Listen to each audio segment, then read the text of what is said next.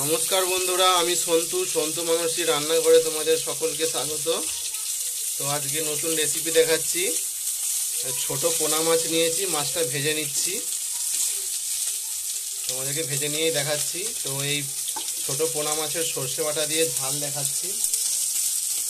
এই চারা পোনা মাছটা ভাজা হয়ে গেছে, তুলে নিচ্ছি। এবার পুরো ভিডিওটা শেষ পর্যন্ত দেখো বন্ধুরা, মাছ ভাজাগুলো তুলে নিয়েছি।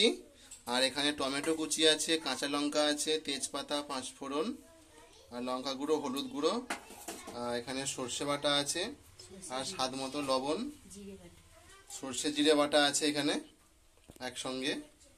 তো এটা দিয়েই বানাবো, দেখতে থাকো তোমরা। তো দেখো বন্ধুরা, তেজপাতা, কাঁচা লঙ্কা এটা করে দিলাম তেলের মধ্যে। দেখো বন্ধুরা, টমেটো কুচিগুলো দিয়ে দিয়েছি, এবার নেড়ে নিচ্ছি। স্বাদ মতো নুনটা দিয়ে দিলাম, টমেটোটাও গলে যাবে, ভাজা হয়ে যাবে ভালো করে।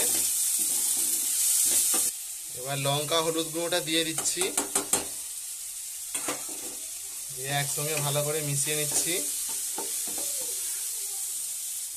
দেখো বন্ধুরা, সর্ষে বাটাটা দিয়ে দিয়েছি এর মধ্যে, হালকা নেড়ে এবার জল ঢেলে দেবো। সর্ষে জিরে বাটা। দেখো বন্ধুরা, গ্রেভিটা আমাদের হয়ে গেছে। এবার এটা আরেকটু জল দিয়ে ফুটে উঠলে মাছগুলো তুলে দেবো। খুব সহজে কম সময়ে তৈরি হয়ে যায়। দেখো, আরেকটু জল দিয়ে ভালো করে কষে নিচ্ছি। এবার যেমন জল লাগবে অল্প পরিমাণ, ঝোলটা একটু গায়ে গায়ে মাখা মাখা হবে, সেরকম জল দিলাম। এবার ঝোলটা ফুটে উঠলেই মাছগুলো তুলে দেবো। দেখো বন্ধুরা, টমেটোগুলো প্রায় সেদ্ধ হয়ে গেছে, মাছগুলো ঢেলে দিলাম।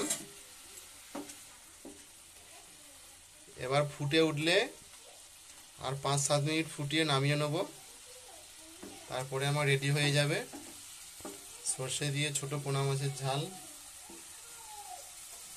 দেখো বন্ধুরা, এটা হয়ে গেছে, নামিয়ে নিচ্ছি এবার। দেখো বন্ধুরা, কত সুন্দর হয়েছে এটা। মাছের ঝালটা আমি ঢেলে নিয়েছি একটা পাত্রে। বন্ধুরা, তারা দেখতেই পেলে কত সহজে এটা হয়ে গেল। আর শেষ পর্যন্ত দেখার জন্য ভিডিওটিকে তোমাদের ধন্যবাদ।